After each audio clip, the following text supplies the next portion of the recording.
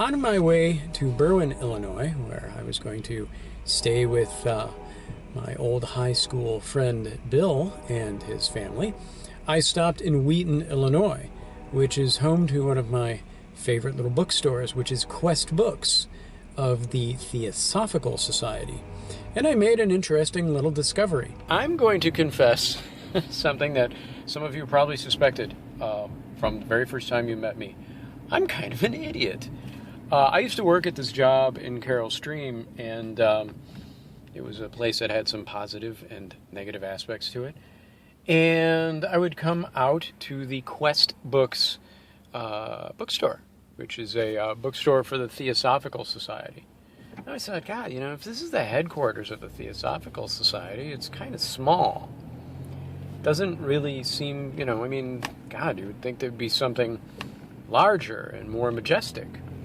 I would go there probably once a week or so during lunch and just hang out and check out the books and stuff. And I never realized that this was here.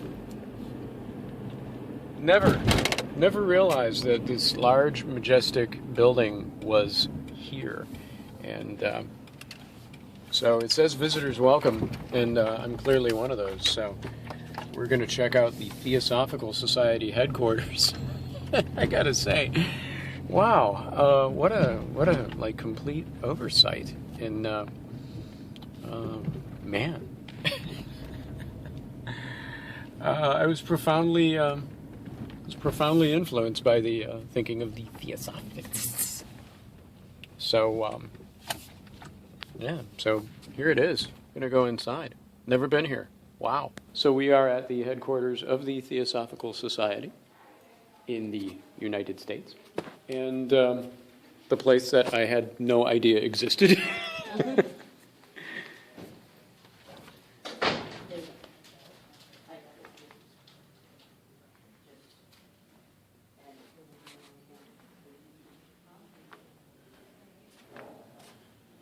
So this is the Henry S. Alcott Memorial Library. Wow.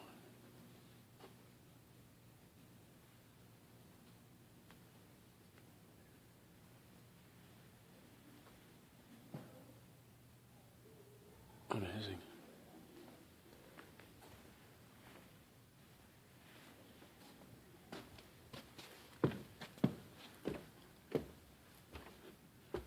Wow.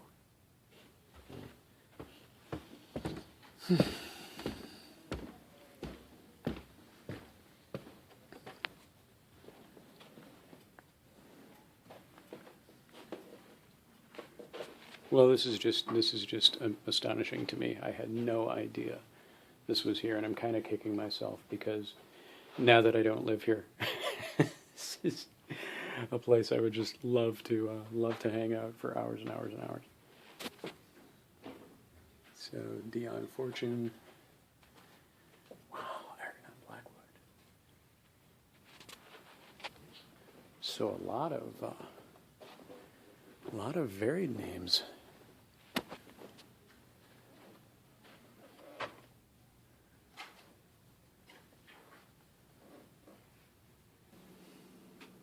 Wow.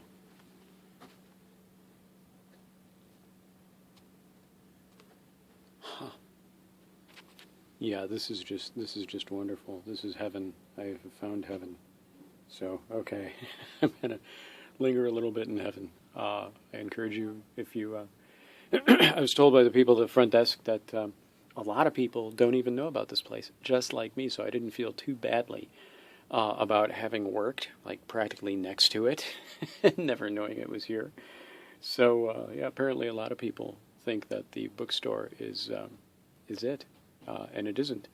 There is this amazing museum and library here. So, and it's not obviously all theosophically oriented. There's a lot of varied stuff here in the esoteric realm. So come and explore, I would say. Nestled away in the middle of strip mall hell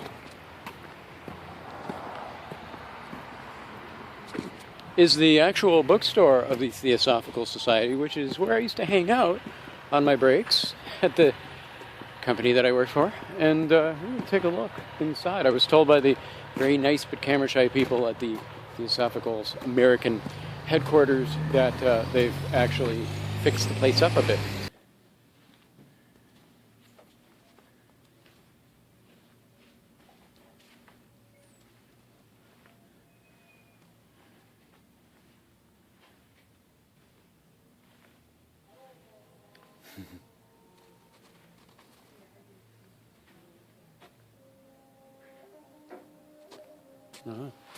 They have definitely expanded the place.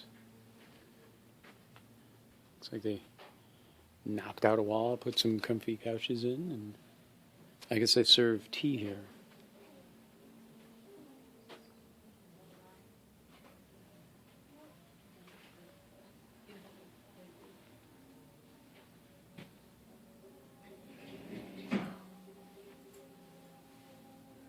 The big portrait of Ganesh above the microwave.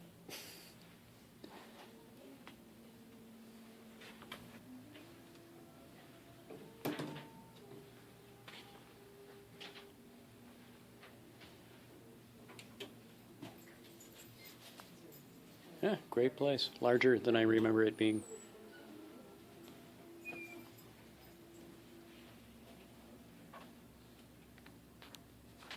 There you have it, Quest Books.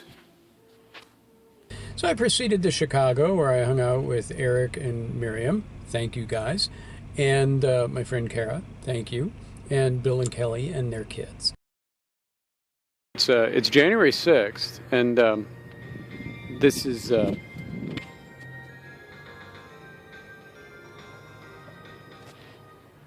I think I would probably want to kill.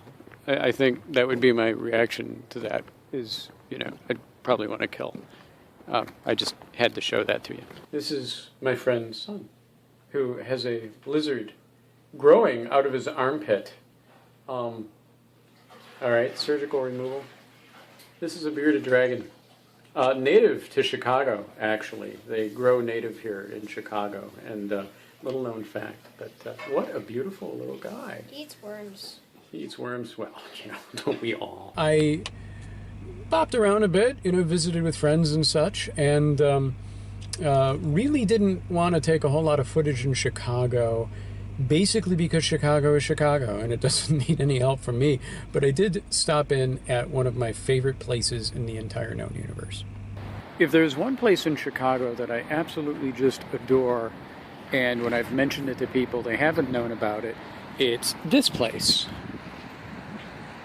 American Science and Surplus, and I just love this store. It has everything that a geek could possibly want, and some of it for actually a pretty low price. So I'm going to take the phone in here, and hopefully nobody will express umbrage at such a thing. Hello. Mind if I take a video? Thanks. This has just everything under the sun for the creative mind. I mean, young and old.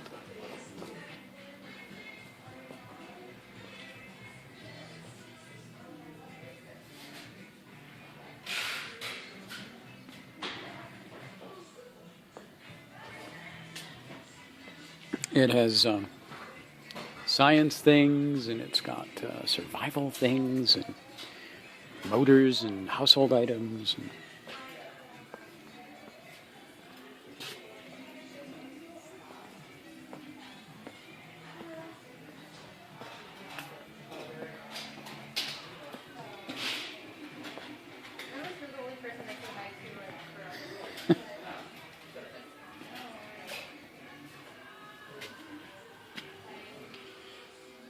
And most of the signs that they have on here are hilariously funny.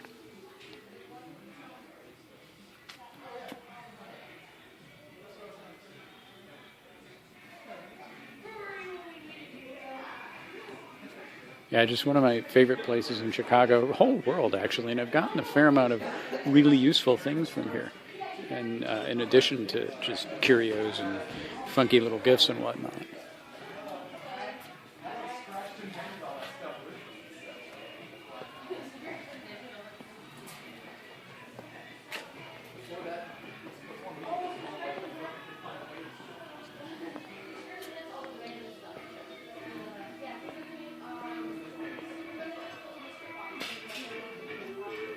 So really, anything you could want, and I had to hype this place just because I love it so much. So.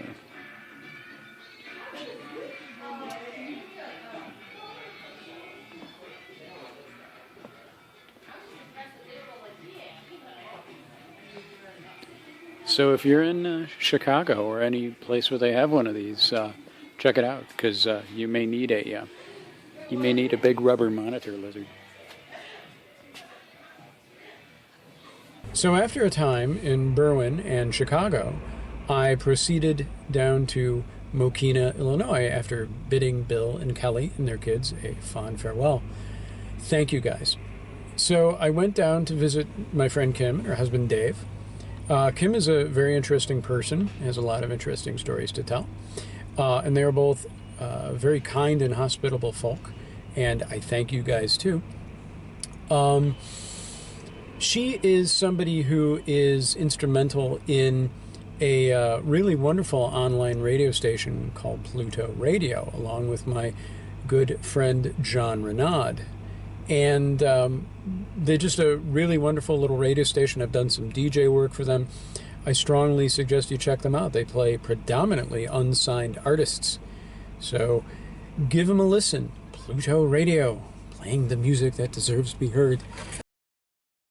I'm out at this place called Fox's, which is a restaurant, family restaurant kind of place in Mokena, Illinois, with my friends Kim and Dave. And there's this little acoustic duo, acousticthing.com, and apparently they do all kinds of other really cool stuff.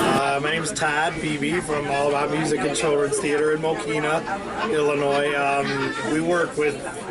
We do adults too. Our primary thing is kindergarten through 12. Teaching guitar, voice, piano, flute, saxophone, clarinet lessons, but we also have a children's theater that we do. But we do have adult students too. That's a big, I think, misconception. There's a lot of... I have a guy right now that's 76. He retired from driving a bus. Really old kid. He wanted to to play guitar, and really? I think that's cool. But a lot of them will walk in, even people in like their 60s or 50, whatever, and they'll be like, "Can I take lessons here, or is this all just kids?" They see a bunch of kids running around. But yeah, we teach everyone. But the children's theater is primarily K through 12. Yeah. Although we keep saying we're going to raise the age to 35 because we hate seeing them go. But it's fun. We've been doing it. The store opened in '92, so wow. We've been there 24 years now. Wow. Oh my gosh. Family owned. I was only 2 then, so it's hard to believe. The other thing that was rather interesting that came out of my time with Kim is that her dad is a fairly illustrious character in the Greek Orthodox Church and is a fairly prolific scholar and has written some rather interesting books on some rather obscure subjects. But one thing that came out was that anybody who knows me knows I'm into esoteric and paranormal stuff. He actually consulted with Jacques Cousteau back in the 70s when Cousteau was doing his work on Atlantis and where it may have been located. So we rang him up and I had a pleasant little conversation with him, and in a future episode I may hopefully interview him if I make it up to New York and he's actually still there when I get there. So stay tuned for that one. So after that, I bid fond adieu to Kim and Dave, and I went on my merry way on Route 66. And but first, I decided to try a stab at van camping, and the results are in the next episode. They're kind of funny, so check that out. All right, thanks for watching. Bye.